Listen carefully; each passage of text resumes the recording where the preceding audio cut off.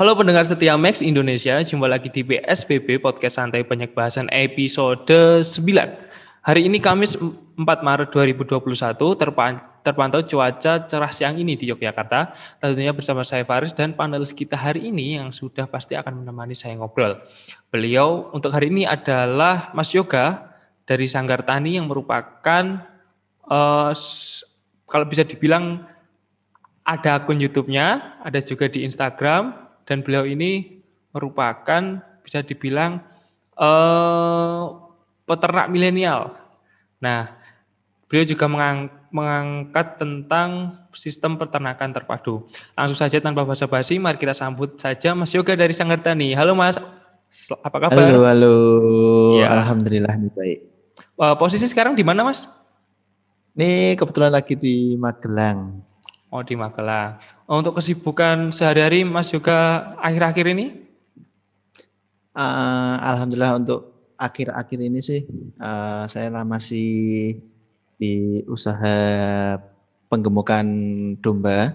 Hmm. Jadi kalau teman-teman yang ikut channel Sanggar Tani mungkin di YouTube kan sudah kita umumkan untuk penguploadan itu setiap hari Minggu. Nah, di 3 atau 4 minggu ke belakang ini kita nggak upload karena jadwal panen dan juga pengisian kandang itu ya di minggu-minggu akhir-akhir minggu-minggu ini. Jadi masih sibuk banget buat ngurusin domba.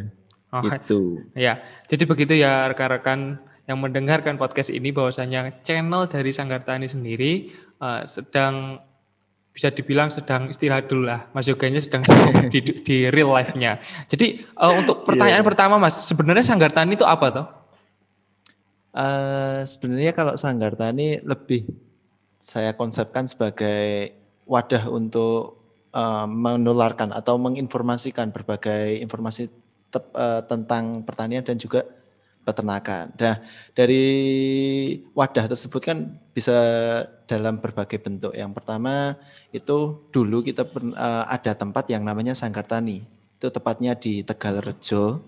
Nah, itu ada istilahnya mini kebun lah gitu, dan juga banyak apa namanya proyek-proyek kita di sana. Kemudian kita bikin online yaitu di YouTube, Instagram dan lain-lain. Itu baru-baru ini juga sih, baru tahun kemarin kita mulai merambah ke YouTube.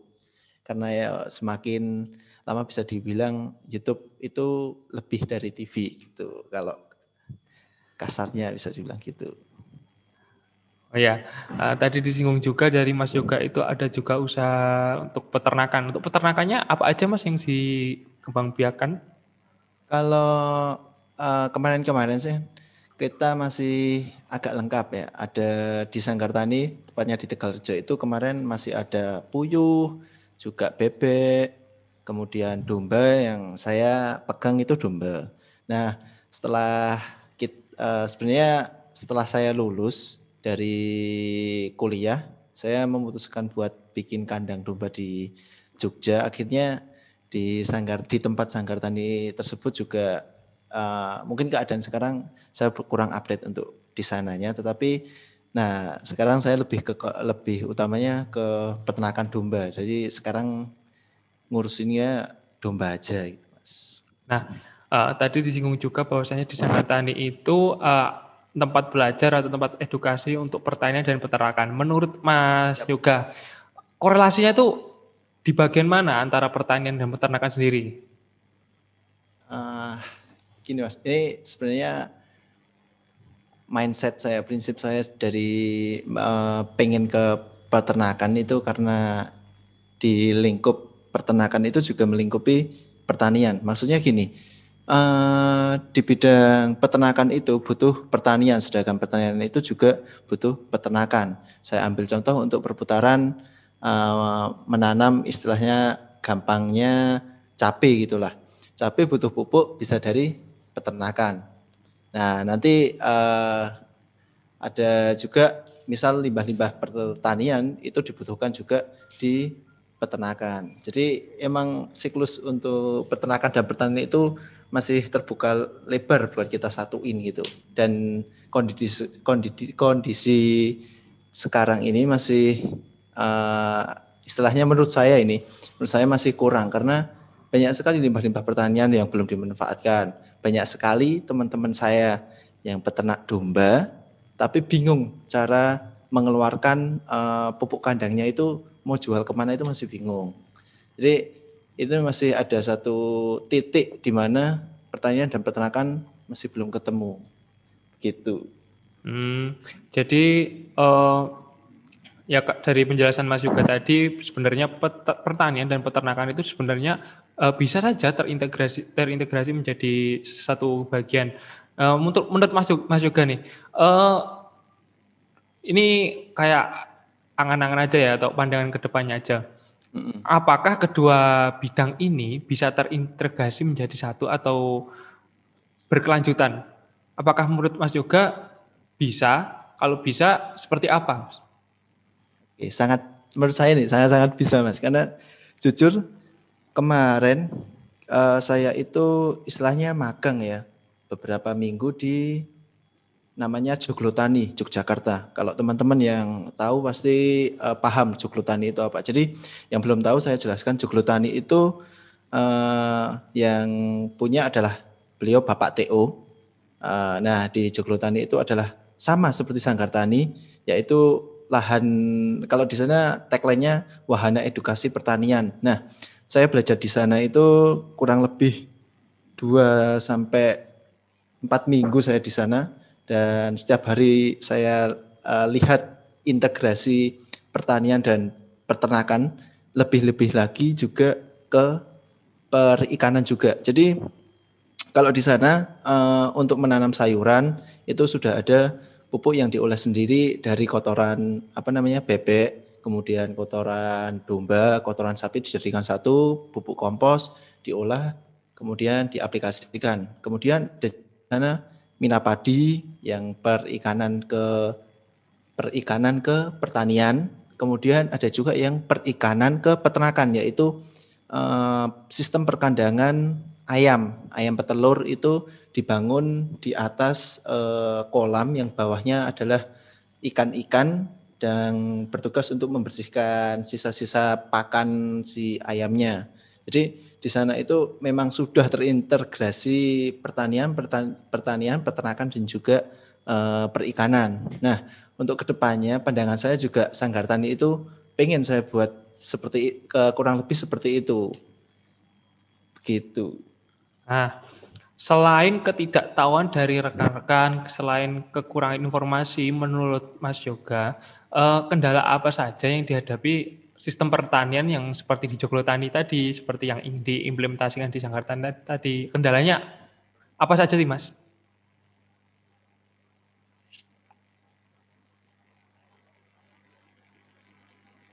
Halo, halo. Oke, sorry Mas. Oke. Eh, jadi menurut saya itu lebih ke sumber daya manusianya yang pertama jelas kan. Sumber daya manusia itu teman-teman masih belum tahu bagaimana kita menyatukan pertanian, perikanan dan peternakan. Itu satu. Nah, di satu masalah ini bisa kita tarik akar masalahnya. Kenapa mereka nggak tahu? Nah, di sini saya melihat ada satu celah yaitu mereka tidak tahu karena tidak ada informasi yang sampai ke mereka. Nah, menurut saya ada beberapa faktor yang mempengaruhi masuknya informasi ke sumber daya manusia. Yang pertama, itu adalah usia sumber daya manusia yang memang sudah tua. Artinya butuh orang-orang yang masih muda, yang punya ilmu yang masih fresh, istilahnya masih terbaru gitu, untuk terjun untuk ke bidang pertanian, peternakan dan lain-lain tersebut. Kemudian faktor yang selanjutnya sebenarnya adalah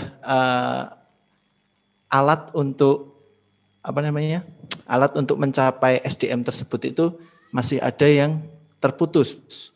Dalam hal ini misal orang-orang di desa itu masih belum ada yang namanya handphone atau hal-hal sosial media yang sekarang. Nah, pada hal-hal itu kan bisa sebagai penyalur informasi secara massal. Nah, yang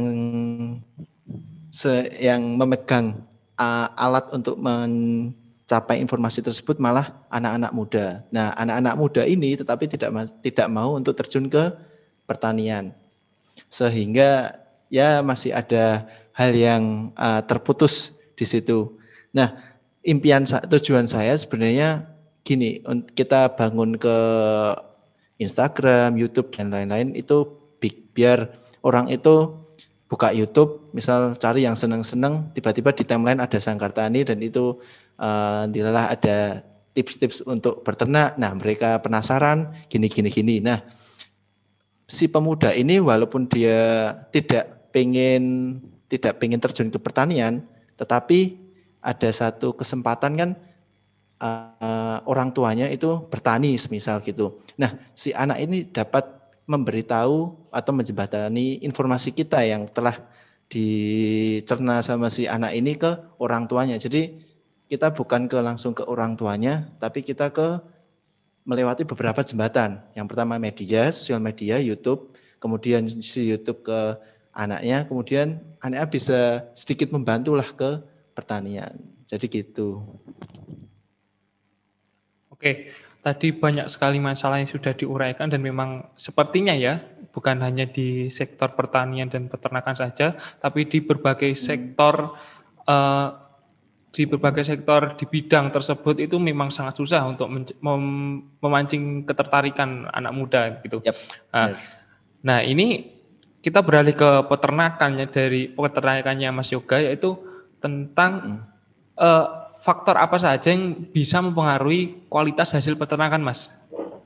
Oke, ini berbeda apa namanya alur ya. Jadi Mhm. si peternakan itu ada yang namanya tujuh apa ya? Saya lupa tujuh konsep begitu pokoknya. Tapi tiga di antaranya itu yang paling penting. Nah, tiga yang saya ingat itu yang pertama masalah pakan.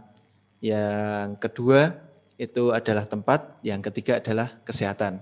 Nah, sebelum itu saya bahas, kita balik lagi yang dimaksud kualitas itu kan eh, maksud saya yang dimaksud kualitas itu dalam bidang eh, peternakan domba karena saya di bidang tersebut.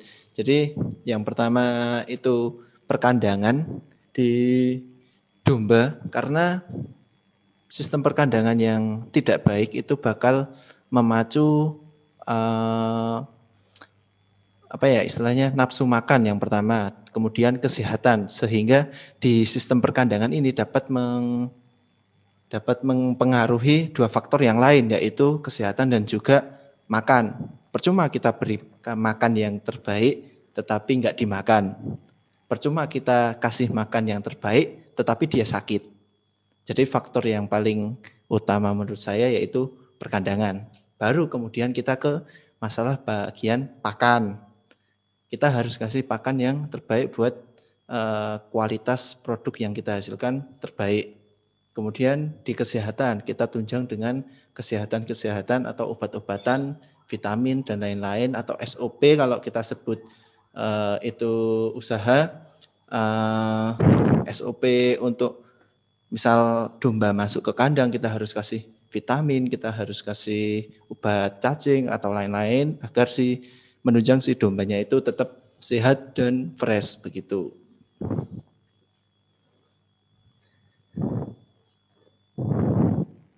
Oke, itu merupakan bagaimana ya mempengaruhi kualitas dari hasil peternakan.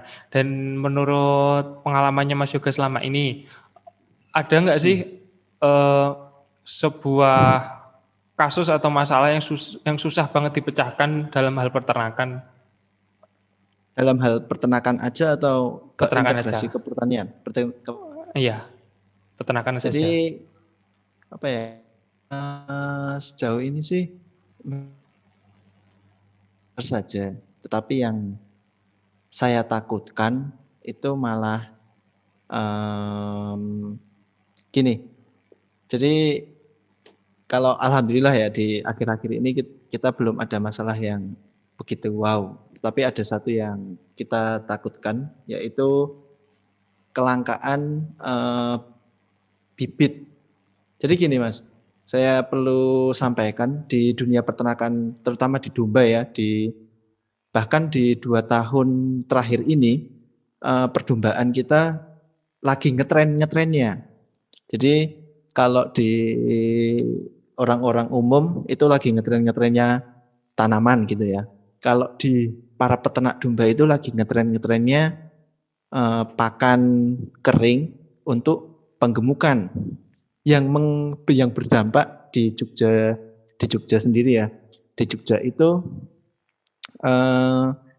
sektor domba yang penggemukan hampir kurang lebih 80%-nya.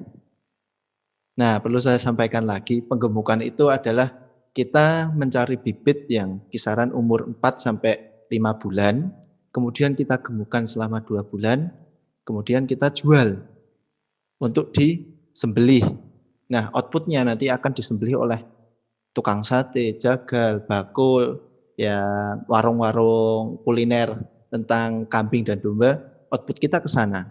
Otomatis si domba ini itu tidak akan bereproduksi. Padahal yang kita gemukan adalah betina, bukan jantan.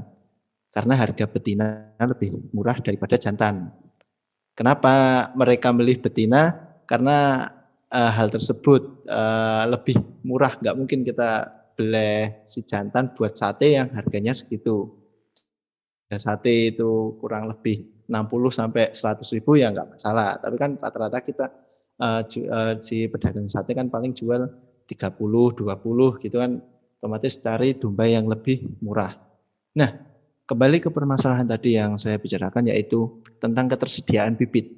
Bayangkan saja kalau di Jogja itu 80% semua penggemukan, nggak ada yang breeding. Breeding itu adalah menghasilkan anak si domba. Jadi di Jogja keadaan sekarang ini kelangkaan bibit sudah semakin terasa. Kita mulai ambil dari Jawa Barat. Jawa Barat mulai habis, kita ambil ke Jawa Timur. Oh sorry, dulu ke Jawa Timur dulu, tapi Jawa Timur sekarang udah habis. Sekarang merambah ke Jawa Barat. Nah Jawa Barat sudah habis. Kemarin ada kiriman dari Lampung kurang lebih 2.000 sampai 3.000 ekor masuk ke Magelang sama Jogja. Artinya di situ sudah terjadi kelangkaan bibit untuk penggemukan karena mereka terbawa tren untuk ikut-ikutan ke penggemukan. Samalah dengan tanaman, kalau cepat naik otomatis akan cepat turun. Nah, kalau ini sudah naik tapi belum turun, yang mengakibatkan harga betina sekarang hampir setara dengan harga jantan. Sehingga kita untuk pelaku usaha penggemukan itu masih mikir 2 kali untuk menggemukkan betina lagi. Karena si harganya dibanding dengan harganya saja kita sudah hampir sama, kenapa kita milih si betinanya untuk digemukan. Karena masalah tadi yaitu kelangkaan bibit yang sudah terasa di akhir-akhir ini.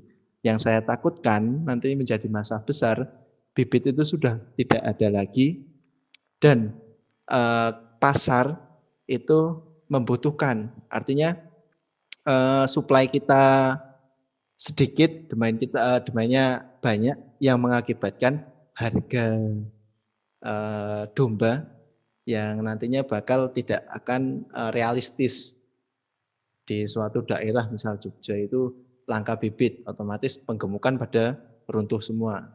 Nggak ada yang melakukan penggemukan. Padahal jagal-jagal toko-toko sate, warung-warung sate itu istilahnya jaga ke atau apa namanya, mengutamakan hasil produk dari si penggemukan.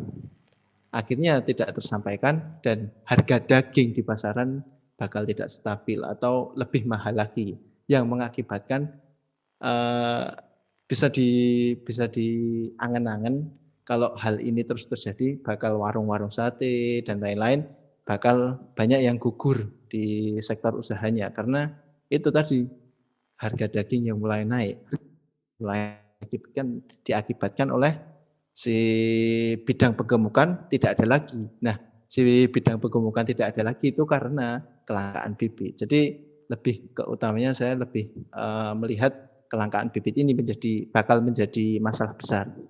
Begitu Mas Faiz. Oke, ternyata rumit sekali ya dari permasalahan satu ke permasalahan lain gitu kan. Jadi Iya, makanya saya yang awam tentang peternakan pun bisa membayangkan sendiri ya apabila ini terjadi bukan hanya di pelaku bisnis di penggemukan atau domba saja. domba saja, tapi ternyata ke bisnis yang lain. Nah, Yang peran lain pemerintah betul. apa yang dibutuhkan menurut Mas Yoga? Ah, jujur saya masih belum berpikiran sampai ke peran pemerintah ya. Tapi gini, kemarin ada isu-isu juga kita bakal datangkan domba dari luar untuk menstabilkan pasar. Nah, tetapi hal ini ditolak oleh peternak-peternak kecil karena dianggap hal ini bakal menurunkan harga di pasar. Sedangkan untuk peternak-peternak kecil kan pasti senang kalau harga itu mahal. Tetapi pemerintah nggak senang kalau harga itu mahal karena tidak akan terjadi kestabilan di pasar tersebut. Nah, untuk lanjut ke peran pemerintah tadi, mungkin dari pandangan saya masih hal itu saja untuk berniat untuk mendatangkan domba dari luar, tetapi belum terrealisasikan. Sedangkan yang untuk sudah terrealisasikan, sebenarnya beberapa tempat di Jogja juga ada eh, mitra-mitra dari atau dana-dana bantuan dari utamanya Kementerian Pertanian kalau nggak salah, itu menggelontorkan dana ke petani-petani kelompok tani untuk dijadikan breedingan domba.